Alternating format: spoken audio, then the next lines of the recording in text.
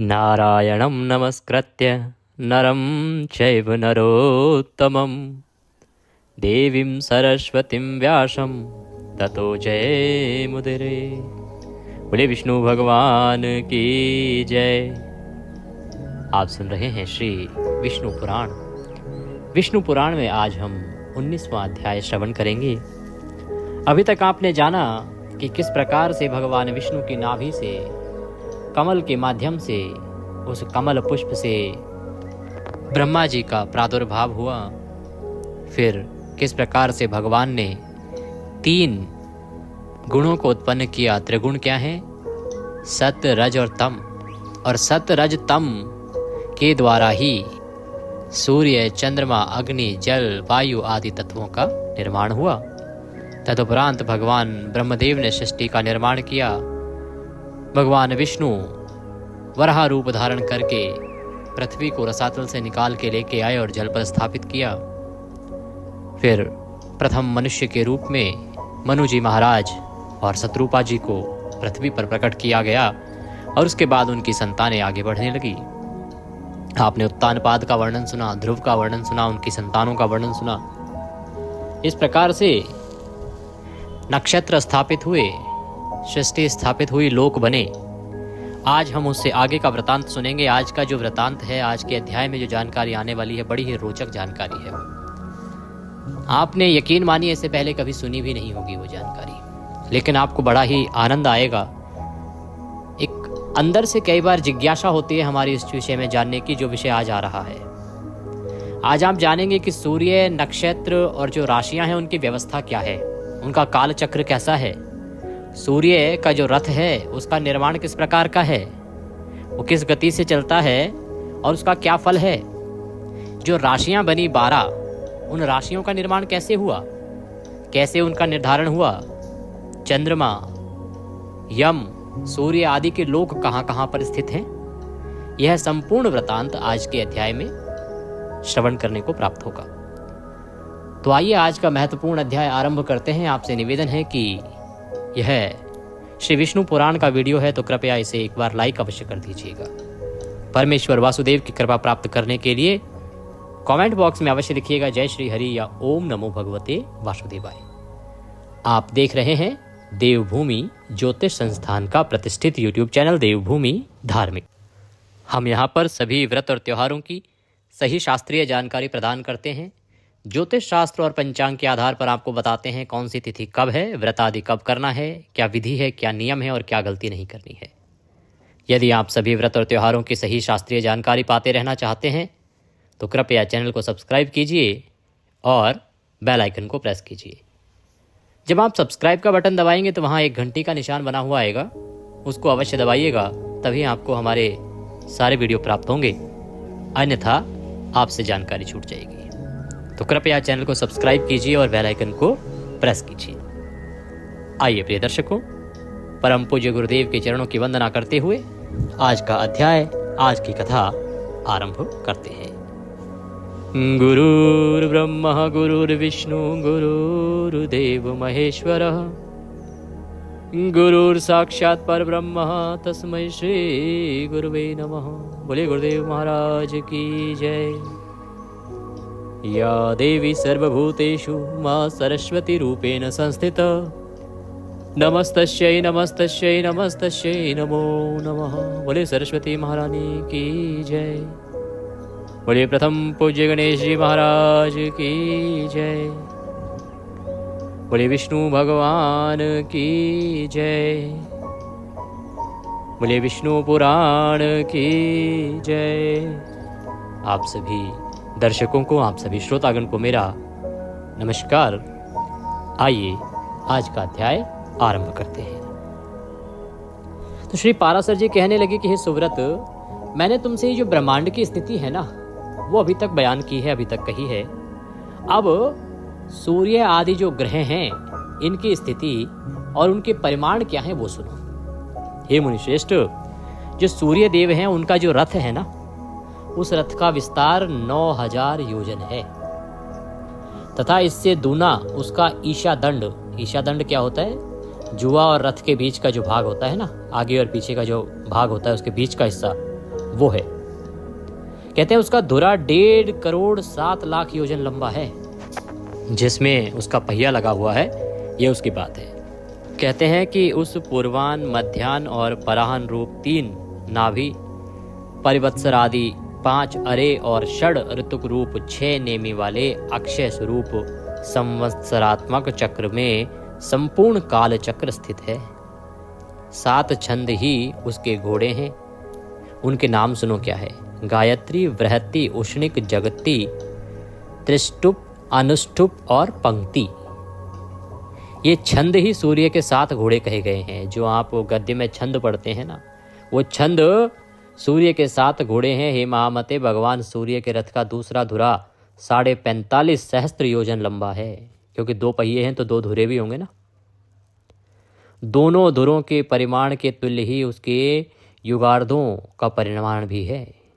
इनमें से छोटा धुरा उस रथ के एक युगार्थ के सहित ध्रुव के आधार पर स्थित है, और जो दूसरा धुरा है, दूसरे धुरे का चक्र मानसोत्तर पर्वत पर स्थित है। इस मानसोत्तर पर्वत के पूर्व में इंद्र की और दक्षिण में यम की, पश्चिम में वरुण की और उत्तर में चंद्रमा की पुरी है। तो अभी पहले रथ का वर्णन आया, उसको एक बार देखें कि रथ जो है उसके 2 धुरे हैं ना। एक धुरा कहाँ पे है? ध्रुव तर, ध्रुव जो ऊपर स्थित है वहां पर, सबसे ऊपर है ध्रुव, ध्यान दीजिएगा। एक धुरा ध्रुव पर है और दूसरा सुदूर मानसोत्तर पर्वत के ऊपर स्थित है। कितना बड़ा भूभाग है, कितना बड़ा वो रथ होगा। सोचिए, जिसके 2 पहियों के धुरे इतने दूर दूर स्थापित हैं, और कैसे चलता होगा वो। और उसी के पूर्व, पश्चिम, उत्तर और दक्षिण में इंद्र की, वरुण की, यम की और चंद्रमा की पुरी, अर्थात उनकी नगर हैं। उन पुरियों के नाम क्या हैं, अब ये सुनो। कहते हैं कि इंद्र की पुरी जो है उसका नाम है वश्वोकसारा, यम की संयमनी, और वरुण की जो है उसका नाम है सुखा, तथा चंद्रमा की पुरी का नाम विभावरी है। हे मैत्रेय, ज्योतिष चक्र के सहित भगवान भानु दक्षिण दिशा में प्रवेश कर छोड़े हुए बाण के समान तीव्र वेग से चलते हैं। कि भगवान भानु अर्थात भगवान सूर्य जो है ना, वो आराम से धीरे धीरे नहीं चलते, बहुत तेजी से चलते हैं, जैसे दक्षिण दिशा में कोई तीव्र बाण छोड़ दिया गया हो। भगवान सूर्य देव दिन और रात्रि की व्यवस्था के कारण हैं, और राग आदि क्लेशों के क्षीण हो जाने पर वे ही क्रम उभिक्त भागी योगी जनों के देवयान नामक श्रेष्ठ मार्ग है।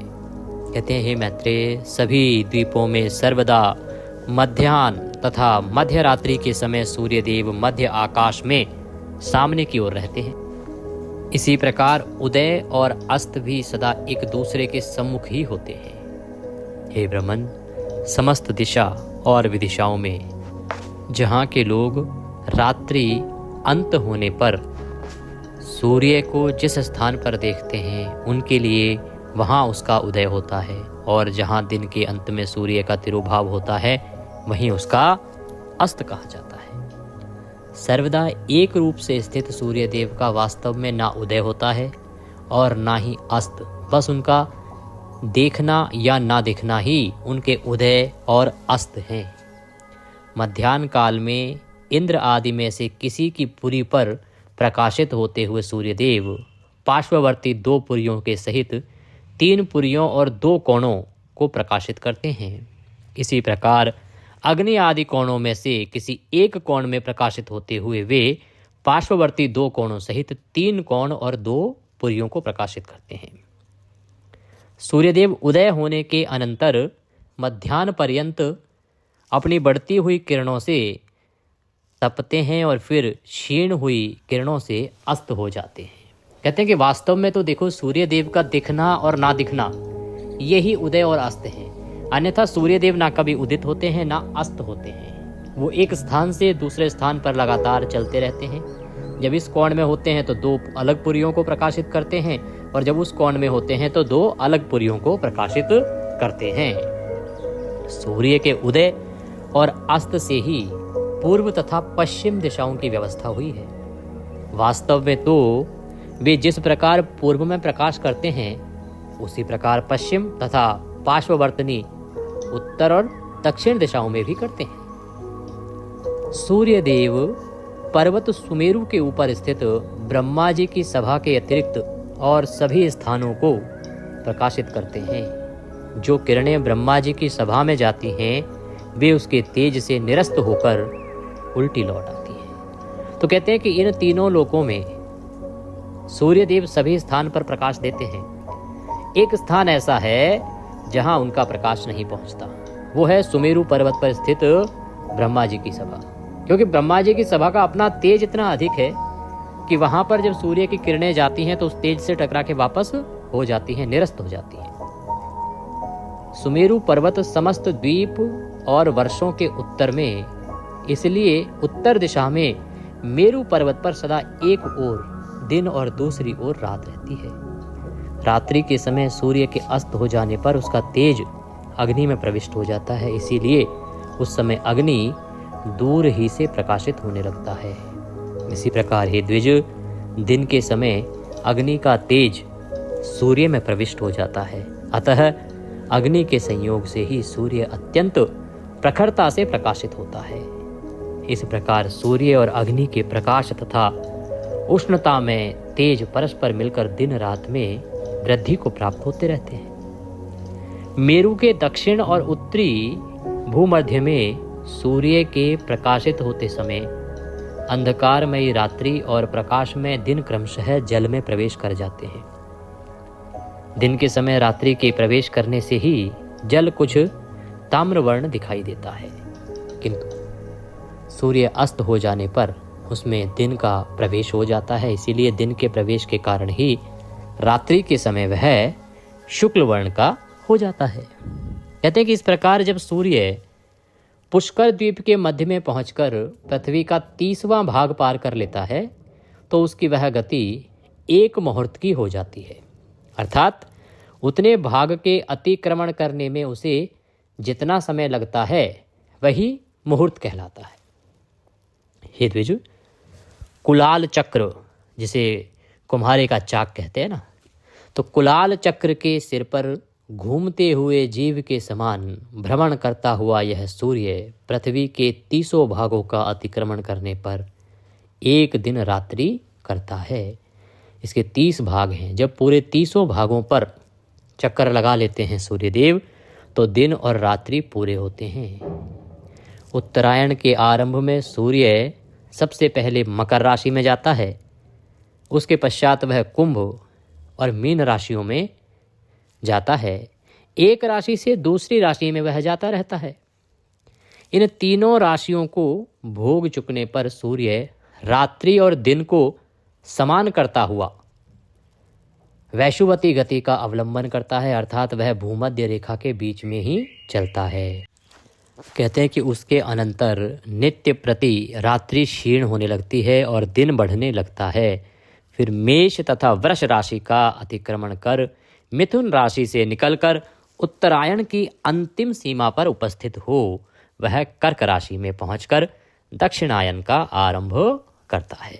सूर्य इस प्रकार से इन राशियों को भ्रमण करते करते करते दक्षिणायन में प्रवेश करता है। कर्क राशि में जब पहुंचता है तो यहाँ पर गति आई कि कब दिन बढ़ना आरंभ होता है, कब वह दिन और रात्रि को समान करता है, और जब दक्षिणायन हो जाता है तो कर्क राशि में प्रवेश करता है। जिस प्रकार कुलाल चक्र के सिरे पर स्थित जीव अति शीघ्रता से घूमता है, उसी प्रकार सूर्य भी दक्षिणायन को पार करने में अति शीघ्रता से चलता है। अतः वह गति शीघ्रता पूर्वक वायु वेग से चलते हुए अपने उत्कृष्ट मार्ग को थोड़े समय में ही पार कर लेता है। दक्षिणायन में दिन के समय शीघ्रता पूर्वक चलने से उस समय के 13.5 नक्षत्रों को सूर्य 12 मुहूर्तों में ही पार कर लेता है।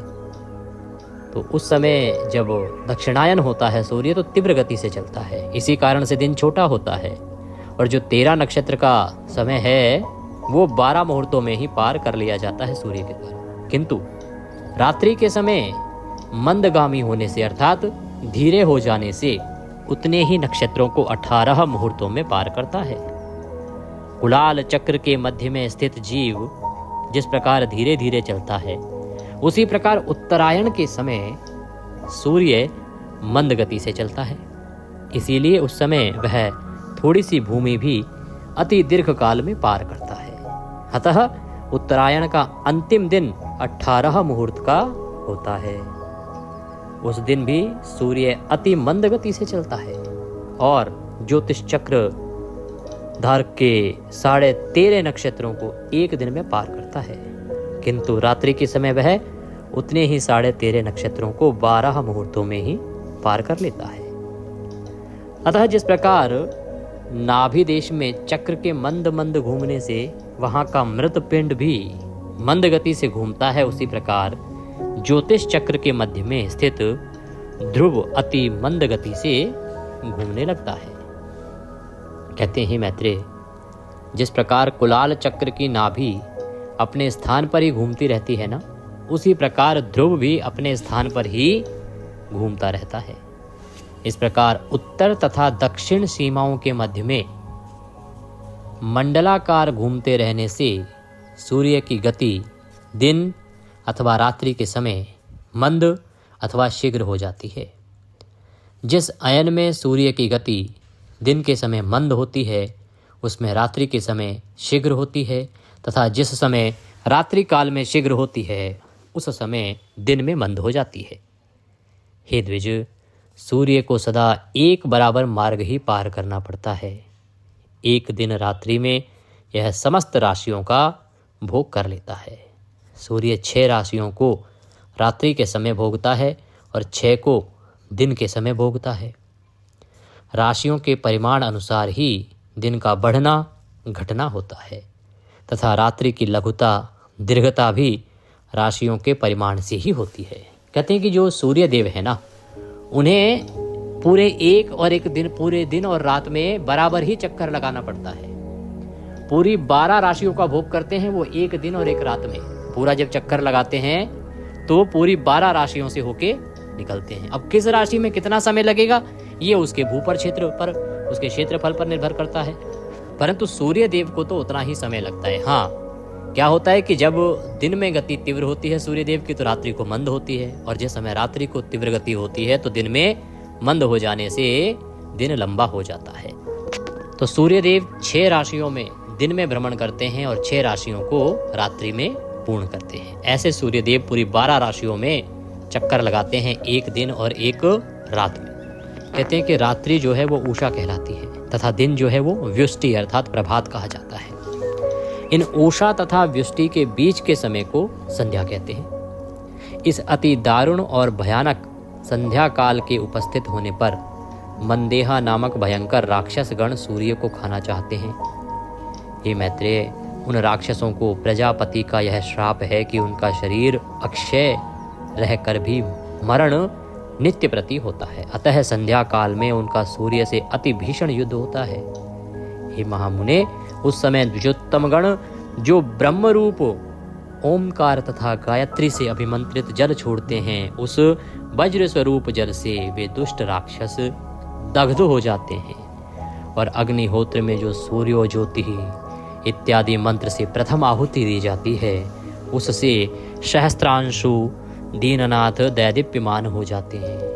ओंकार विश्व तेजस और प्राज्ञ रूप 3 धर्मों से युक्त भगवान विष्णु है, तथा संपूर्ण वाणियों वेदों का अधिपति है। उसके उच्चारण मात्र से ही वे राक्षसगण नष्ट हो जाते हैं। सूर्य विष्णु भगवान का अति श्रेष्ठ अंश और विकार रहित अंतर ज्योतिष स्वरूप है। ओंकार उसका वाचक है और वह उसे उन राक्षसों के वध में अत्यंत प्रेरित करने वाला है। उस ओंकार की प्रेरणा से अति प्रदीप्त होकर वह ज्योति मंदेहा नामक संपूर्ण पापी राक्षसों को दग्ध कर देती है। कहते हैं कि इसीलिए संध्योपासन जो कर्म है उसका उल्लंघन कभी नहीं करना चाहिए। जो पुरुष संध्या उपासन नहीं करता वह भगवान सूर्य का घात करता है। तदंतर उन राक्षसों का वध करने के पश्चात भगवान सूर्य संसार के पालन में प्रवृत्त बाल खिल्य आदि ब्राह्मणों से सुरक्षित होकर गमन करते हैं। कि प्रतिदिन भगवान का उन राक्षसों से युद्ध होता है और वो राक्षस क्यों मारे जाते हैं? जो हम संध्या वंदन करते हैं उससे भगवान सूर्य को शक्ति प्राप्त होती है। इसीलिए मनुष्य को सदा संध्या वंदन करना चाहिए। 15 निमेष की एक काष्ठ होती है और 30 काष्ठ की एक कला गिनी जाती है। 30 कलाओं का एक मुहूर्त होता है और 30 मुहूर्तों के संपूर्ण रात्रि तथा दिन होते हैं। ये पंचांग की भी गणना है, इसी से दिन और रात्रि का निर्धारण होता है। कहते हैं कि दिनों का ह्रास अथवा वृद्धि क्रमशः प्रातः काल, मध्याह्न काल आदि दिवसांशों के ह्रास वृद्धि के कारण होते हैं, किंतु दिनों के घटते बढ़ते रहने पर भी संध्या सर्वदा भाव से एक मुहूर्त की ही होती है। उदय से लेकर सूर्य की 3 मुहूर्त की गति के काल को प्रातः कहते हैं। प्रातः काल जो होता है यह संपूर्ण दिन का 5वां भाग होता है।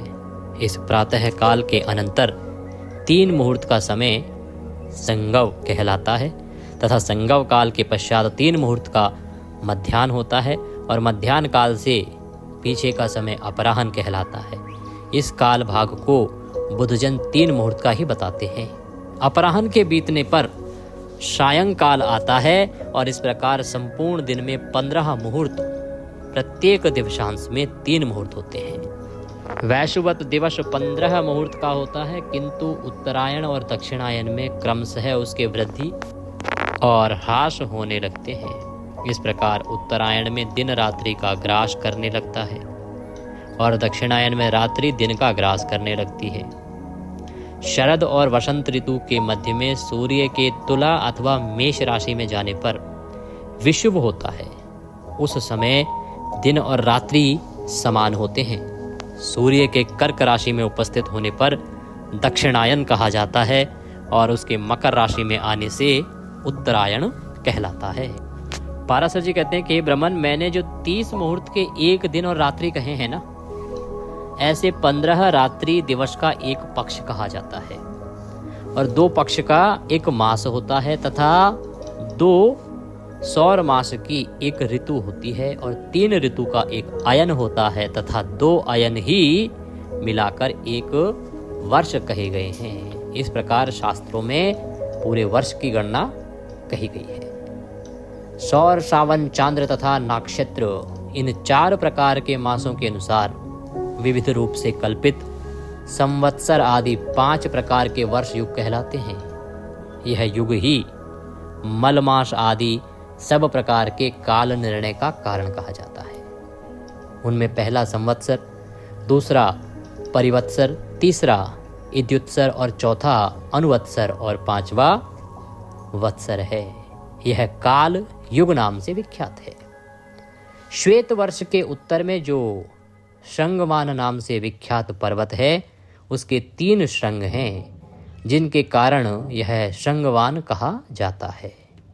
उनमें से एक श्रृंग उत्तर में, एक दक्षिण में तथा एक मध्य में है। मध्य श्रृंग ही वैशुवत है।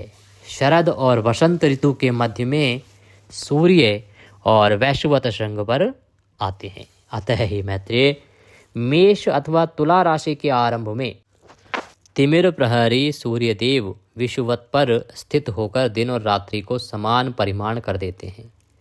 उस समय ये दोनों 15-15 मुहूर्त के होते हैं। जिस समय सूर्य कृत्तिका नक्षत्र के प्रथम भाग अर्थात मेष राशि के अंत में तथा चंद्रमा निश्चय ही विशाखा के चतुर्थ अंश में हो, अथवा जिस समय सूर्य विशाखा के तृतीय भाग अर्थात तुला के अंतिमांश को भोग करते हों और चंद्रमा वृत्तिका के प्रथम भाग अर्थात मेषांत में स्थित जान पड़े, तभी यह विशुभ नामक अति पवित्र काल कहा जाता है। इस समय देवता, ब्राह्मण और पितृगण के उद्देश्य से संचित होकर दान आदि देने चाहिए। यह समय दान ग्रहण के लिए मानो देवताओं के खुले हुए मुख के समान है। अतः विशुभ काल में दान करने वाला मनुष्य कृतकृत्य हो जाता है। याग आदि के काल निर्णय के लिए दिन रात्रि, पक्ष, कला, काष्ठ और क्षण आदि का विषय भली प्रकार जानना चाहिए। राका और अनुमति 2 प्रकार की पूर्णमासी हैं तथा सिनेवाली और कुहू 2 प्रकार की अमावस्या होती है। माघ, फाल्गुन, चैत्र, वैशाख तथा ज्येष्ठ और आषाढ़, ये 6 मास उत्तरायण होते हैं। और श्रावण, भाद्र, अश्विन, कार्तिक तथा अगहन, पौष, ये 6 दक्षिणायन कहलाते हैं। मैंने पहले तुमसे जिस लोक अलोक पर्वत का वर्णन किया है, उसी पर 4 व्रतशील लोकपाल निवास करते हैं। हे द्विज, सुधामा, करदम के पुत्र शंखपाद और हिरण्य रोमा तथा केतुमान, ये चारों निर्द्वंद, निरभिमान, निरालस्य और निष्प्रह ग्रह लोकपालगण लोकालोक पर्वतों के चारों दिशाओं में स्थित हैं, जो अगस्त के उत्तर तथा अजविथि के दक्षिण में वैश्वानर मार्ग से भिन्न मृगविथि नामक मार्ग है, वही पितृयान पथ है। उस पितृयान मार्ग में महात्मा मुनिजन रहते हैं, जो लोग अग्निहोत्री होकर प्राणियों की उत्पत्ति के आरंभक अर्थात ब्रह्म वेद की स्तुति करते हुए यज्ञ अनुष्ठान के लिए उद्यत हो कर्म का आरंभ करते हैं, वह पितृयान उनका दक्षिणायन मार्ग है। वे युग युगांतर में विच्छिन्न हुए वैदिक धर्म की संतान तपस्या, वर्णाश्रम, मर्यादा और विविध शास्त्रों के द्वारा पुनः स्थापना करते हैं। पूर्वतन धर्म प्रवर्तक ही अपनी उत्तरकालीन संतान के यहाँ उत्पन्न होते हैं और फिर उत्तरकालीन धर्म प्रचारक गण अपने यहाँ संतान रूप से उत्पन्न हुए अपने पितृगण के कुलों में जन्म लेते हैं। इस प्रकार वे व्रतशील महर्षि गण चंद्रमा और तारागण की स्थिति पर्यंत सूर्य के दक्षिण मार्ग में पुनः पुनः आते जाते रहते हैं। नागविथि के उत्तर और सप्तऋषियों के दक्षिण में जो सूर्य का उत्तरीय मार्ग है ना, उसे देवयाना मार्ग कहा जाता है। उसमें जो प्रसिद्ध निर्मल स्वभाव और जितेंद्रिय ब्रह्मचारी गण निवास करते हैं, वे संतान की इच्छा नहीं करते, अतः उन्होंने मृत्यु को जीत लिया है और सूर्य के उत्तर मार्ग में 80,000 ऊर्ध्वरेता मुनिगण प्रलय काल पर्यंत निवास करते हैं। उन्होंने लोभ के असंयोग, मैथुन के त्याग, इच्छा और द्वेष की अप्रवृत्ति और कर्मानुष्ठान के त्याग, काम वासना के असंयोग और शब्द आदि विषयों के दोष दर्शन इत्यादि कारणों से शुद्ध चित्त होकर अमरता प्राप्त कर ली है। भूतों के प्रलय पर्यंत स्थिर रहने को ही अमरता कहते हैं। त्रिलोकी की स्थिति तक के इस काल को ही पुनर्मृत्यु रहित कहा जाता है। हे द्विज, ब्रह्म हत्या और अश्वमेध यज्ञ से जो पाप और पुण्य होते हैं, उनका फल प्रलय पर्यंत कहा गया है। कहते हैं कि हे मैत्रेय, जितने प्रदेश में ध्रुव स्थित हैं, पृथ्वी से लेकर उस प्रदेश पर्यंत संपूर्ण देश प्रलय काल में नष्ट हो जाते हैं। सप्तऋषियों से उत्तर दिशा में ऊपर की ओर जहाँ ध्रुव स्थित है, वह अति तेजोमय स्थान ही आकाश में विष्णु भगवान का तीसरा दिव्य धाम है। पुण्य पाप के क्षीण हो जाने पर दोष पंक शून्य संयंताप्त मुनिजनों का यही परम स्थान भी है। पाप पुण्य के निवृत्त हो जाने तथा देह प्राप्ति के संपूर्ण कारणों के नष्ट हो जाने पर प्राणीगण जिस स्थान पर जाकर फिर शोक नहीं करते, वही भगवान विष्णु का परम पद है, जहाँ भगवान की समान ऐश्वर्यता से प्राप्त हुए योग द्वारा सतेज होकर धर्म और ध्रुव आदि लोक साक्षीगण निवास करते हैं, वही भगवान विष्णु का परम पद है। हे मैत्रेय, जिसमें यह भूत, भविष्यत और वर्तमान चराचर जगत ओतप्रोत हो रहा है, वही भगवान विष्णु का परम पद है। जो तल्लीन योगी जनों को आकाश मंडल में दैदीप्यमान सूर्य के समान सबके प्रकाश रूप से प्रतीत होता है तथा जिसका विवेक ज्ञान से ही प्रत्यक्ष होता है, वही भगवान विष्णु का परम पद है।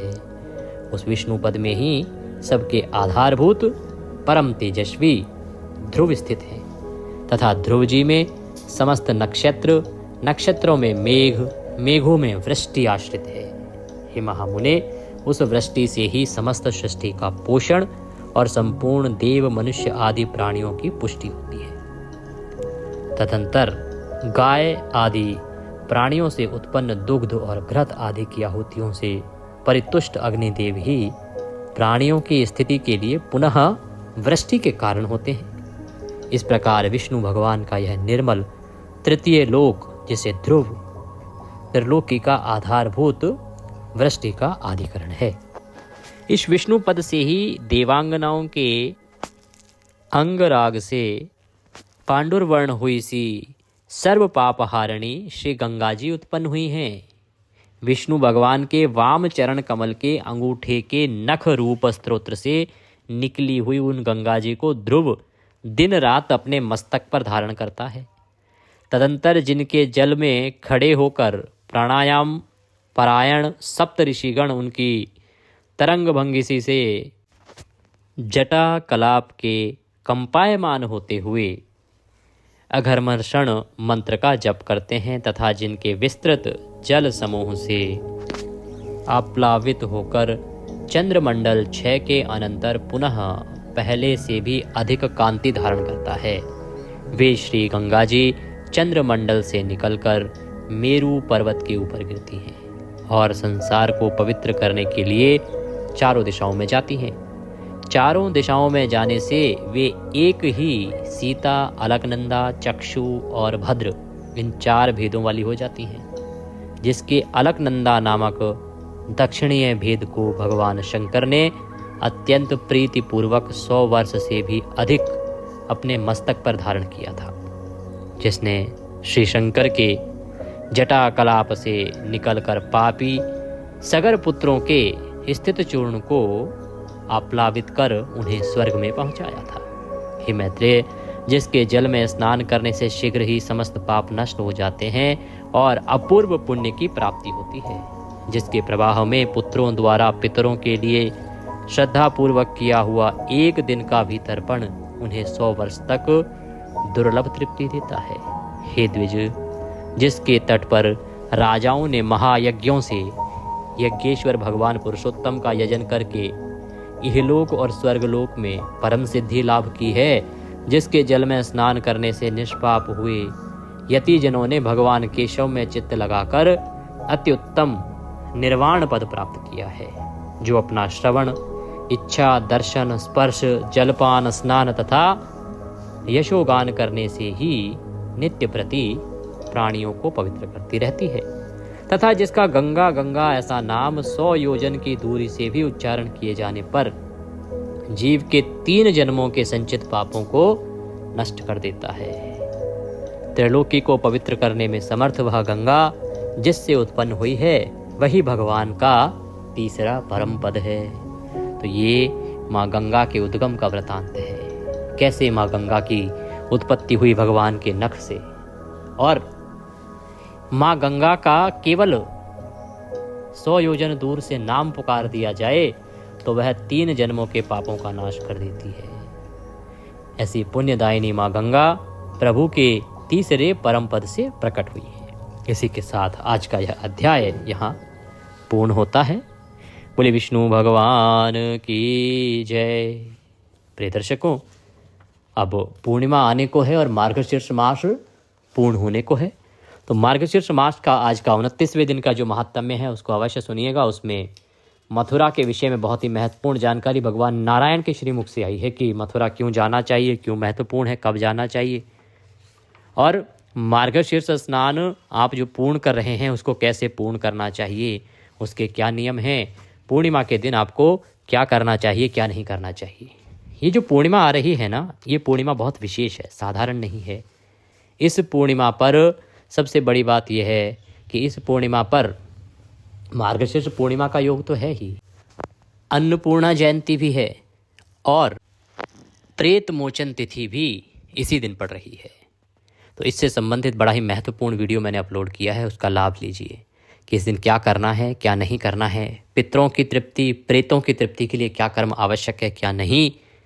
पूर्णिमा के अलावा इस दिन अन्नपूर्णा जयंती है तो उसके निमित्त क्या मंत्र रहेगा, क्या दीपदान रहेगा, कैसे करना है, इसका वर्णन भी आपको वीडियो में प्राप्त होगा, तो उसको अवश्य ही देखिएगा क्योंकि ये दिन बड़ा विशेष है। आज के इस अध्याय में अभी के लिए इतना ही। पाठ के निमित्त यदि कोई दक्षिणा आदि आप भेजना चाहते हैं तो स्क्रीन पर नंबर आ रहा है 900 से उस पर भेज सकते हैं। या जो QR कोड साथ में दिया गया है उसको स्कैन करके भी सीधा बैंक अकाउंट में भेज सकते हैं। सुनना ना भूलिएगा मार्गशीर्ष महात्म्य और श्रीमद् भागवत गीता का आज का अध्याय। हरे कृष्ण।